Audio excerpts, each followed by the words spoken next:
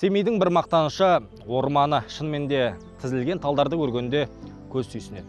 Осыдан 2 жыл бұрын дәл осы маңдағы алапат өрт елесінде. Содан бері не өзгерді? Неден сабақ алдық? Тылсым табиғаттың сұлулығын қалай сақтап жүрміз? Осы шығарылымда айтатын боламын.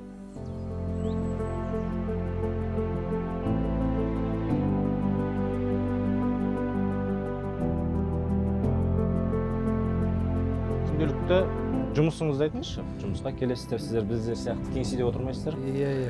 Осы жерге. Таңертең жұмысқа келеміз де, сол өзіміздің группамыз бар. 5 адаммен жүреміз, 4 адам 5 адам болып, шопырмен қосқанда. Сол аумақты қабылдап аламыз. Сол көбінесе біз халықпен жұмыс істейміз.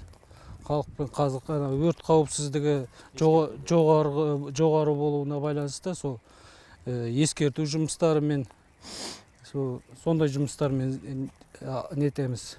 Қандай ағаштар бар бұл жерде жалпы? Ең бірінші мына өз қарағайлы деп айтылады, сол қарағайды қараймыз. Осы біздің жұмыс. Одан басқа қандай ағаштар бар? Ағаштың емен өседі. Емен, қайың өседі, жай ағаштар. Қос есігі неден біле шығарсыз бұл жерлерде? Міне өз 2007-тен бастап істеп келе жатырмын жұмысты. Өзі біздің жұмыс көктемнен басталады. Жас көшектерден отырғызуды, кішкентай кезіне питомник дейді, питомниктен алып кеп, бос орындарға егеміз. Көктемнен басталады сондай жұмыстар. Кішкентай 2 жастық не дейді, соны апарып орман ішінде бос жерлерге отырғызамыз. Сондайлар. Кішкентай жерінен баптап өсіріп, осындай үлкен қарағай болып өскенше дейін соған қараймыз.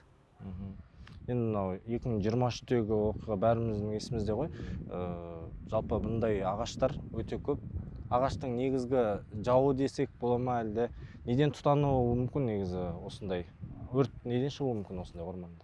Ең бірінші өрт шығатын адам факторынан басталады. Адам факторы, содан кейін ауа райының күн күркіреуінен найзағай ойнаған кезде көбінесе содан да шығады. Найзағай ойнап кетеді, сол кездерде найзағайдың ағашқа тартады ғой. Сол кезде разряд беріп, содан от тұтанады ғой. Өзінің несі, шыршаның нелері өседі, сол ашылған кезде ұрықтарын шашады ғой, сол кеуіп өз бетімен түсіп қалады. Міне өзі мынандай болып түсіп қалады міне. Осының бәрі кеуіп жерге, немене қауіпті өшім, жанған кезде бұлар жарылып өз жерге түседі осылар. Неше рет охота жасайсыздар жалпы бұл? Мына найзағай ойнаған кезде онда түні бойы жүреміз десе де болады. Түні бойы. Әр жерлерде мысалы қорап жатқан жерлердің барлығын білесіздер, қандай жерлер біз вышкадан не береді, түтін бірдеңке көрген кезде команда береді. Сол патрульный машинамен шығып, орманға сол қай жерге айтты, сол жерге барып, соның түтіннің қай жерден шығып тұрған определять еткен, сол жерге барамыз, содан кейін хабарлаймыз. Мен айтам, енді орман біздің өзіміздің байлығымыз ғой. Өзіміздің байлық болғаннан кейін демалатын жер әйбет, ауа райы болғаннан кейін кісілерге айтатынымын, от жақпау керек, орманды таза сақтап өзіміз қарамасақ бізден басқа кім қарайды? Таза ұстап арттарын жинап кетіп отырса, сол мәселе.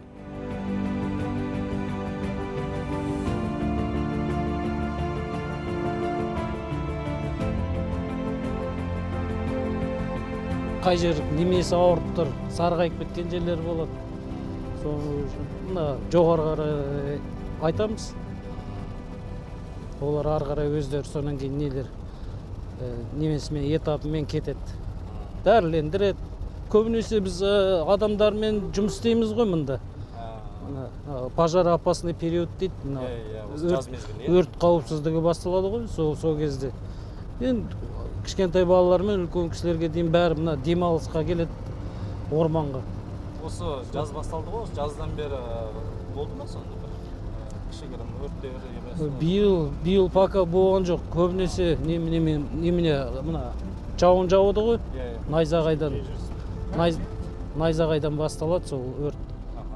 Найзағайдың несі түседі, сол кездерде шығып жатады. А былай болған жоқ. Спандияр әріптестерімен бірге үнемі орманға келушілерге ескерту жасайды. Әсіресе осы жаз мезгілінде қауіп жоғарғы болады дейді. Ағаштардың жауы найзағай, аптап ыстық қана емес, түрлі адами факторларды әсер етуі мүмкін екен. Қазір орманшылар қара ағаштарды өз аумақтарына бөліп, өз иеліктеріндегі жерлерді күндіз кешке дейін қарап кетеді. Осы орайда Сермей орманында өртті ерте ескерту жүйесі іске қосылды. Жаңа технология тәулік бойы бақылау жасап, өрттің алдын алады. Табиғат ашуланса төтеп бере алмайтынымызды байқадық, алайда мұның да шешу жолы бар. Жүйе жоғарғы технологиялы оптикалық және тепловизиялық камералармен жабдықталған. Олар 30 метрлік мұнараларға орнатылып, тәулік бойы 360 градус бұрышпен орманды бақылайды. Камералар түтін мен жалын белгілерін дереу анықтап, сигналды жедел басқару орталығына жібереді. Бұл мамандарға қауіптің алдын алуға мүмкіндік береді. Жүйе қалай жұмыс істейді? Орнатылған құрылғылар түтін мен қызуды автоматты түрде анықтайды. Күндіз-түні жұмыс істейді, 30 метрлік биіктікте орналасқан. 360 шолу жасай алады. Сигналды шұғыл түрде орталыққа жолдайды. Жоба аясында бұл жүйені Төтенше жағдайлар министрлігінің басқару орталығына қосу жоспарланып отыр. Осы арқылы еліміздің басқа да орман алқаптарын қамту көзделген. Семей орманы мемлекеттік табиғи резерваты ғимаратындамыз. Бізге сұхбат беретін Дарын Талғатов, дұрыс қой, Дұрыс. Ақпараттық және Ақпараттық технологиялар және байланыс бөлімінің басшысы боламын. Сұхбатқа келіскеніңізге рахмет. Дарын мырза, түсіндіріп өтіңізші, біз қазір қайдамыз? Бұл кабинетте бізде мониторлар құрылған. Ол мониторларда және біздің ормандағы өртті ерте анықтау системасы орнатылған. Бұл жерде қазіргі таңда бұл әлі бізге толық өткізілген жоқ. Өйткені қазіргі таңда әлі орнату барысында. Жоспар бойынша қазіргі таңда 37 камера құрылады. Бүкіл аумақта ол жаңағы 634 мың гектардан аса орман. Оның ішінен жаңағы 6 вышка, жаңағы мұнара жаңадан құрылды. Жалпы бұл системаның ең басты мақсаты жаңағы өртті алдын ала анықтау. Вышкада үстінде қызметкерлер отырады, вышкарлар. Оларды жаңағы бақылау үстінде 24/7 отырады үстінде. Және оның үстінде сол жаңағы біздің камералар орналасқан. Бұл камера былайша айтқан кезде как страховка ретінде жүреді ғой. Человеческий фактор бәрі мүмкін, может астыға түсіп кетуі мүмкін, аяқ асты, там бәрі де мүмкін ғой. Адам болғаннан болады, және ұйықтап та қалуы мүмкін. Болмаса 1-2 минуттың өзі көп нәрсеге влиять етеді. Сондықтан бұл камера 24/7 істеп тұрады. Қаншалықты ол жаңа технология деуімізге болады? Бұның бір жақсы жері, бұда тепловизор бар. Ең жаңа технология деп осыны айтуға болады. Тепловизор ол камерадан бөлек тепловизор бар. Ол жаңағы ыстық өрттің жаңағы градусын анықтап, ол камерадан ерте анықтап жіберуіне де болады. Осы жер жаңа технологиялар деп айтуға болады. Семей орманының жалпы аумағы қанша қазір, сосын қандай пункттарыңыз бар? Семей орман резерватында бар автокөліктерін, жаңағы пожарный машиналарға, тағы да осы системамен бірге GPS навигаторлар қойылады. GPS навигатор ол жаңағы орманның ішінде өрт болған жағдайда көп көмегін тигізеді. Өйткені GPS навигатор ол интернетсіз жасайды. Және де GPS навигатор ол обычный навигаторға қарағанда оның спутникпен напрямую жұмыс жасайды да, ол жерде біздегі кварталдармен бөлінеді, және жолы бәрі көрініп тұрады. 634 мың гектардан астам орман бар. Осы жерде жаңағы бізде 10 филиал бар, 10 филиалның ішінен және 34 лесничество бар, лесхоз. Әр лесхозда ЛПС дейді, жаңағы пожарный машиналар бар, пожарниктар бар. Специально осы өртке жалпы Семей орманының ең басты мақсаты ол біздегі орманды сақтап қалу, және де ары қарата үлкейту.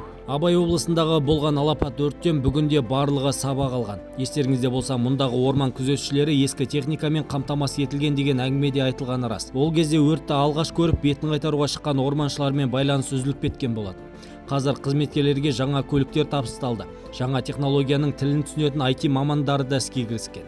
Семей орманы бұл тек қана Абай облысының мақтанышы емес, еліміздің мақтанышы. Тарихы мұндағы ағаштардың тамыры секілді тереңге жайылған. Аумағы тұрғысынан ең көлемді жаратылыс. Бүгіндегі аумағы 600 мың гектардан асады. Арғыбасы Ресей шекарасындағы Ну орманмен шектесіп жатыр. Семей орманы адам қолымен жасалған табиғаттың кереметі. Оны сақтау келер ұрпақ алдындағы жауапкершілігіміз. Шығарылымда осындай мәселелерге тоқталдық. Ұнаса лайк баса кетіңіздер, пікірлеріңізді жаза кетіңіздер. Жер ана сыйлаған табиғатымызды аялайық.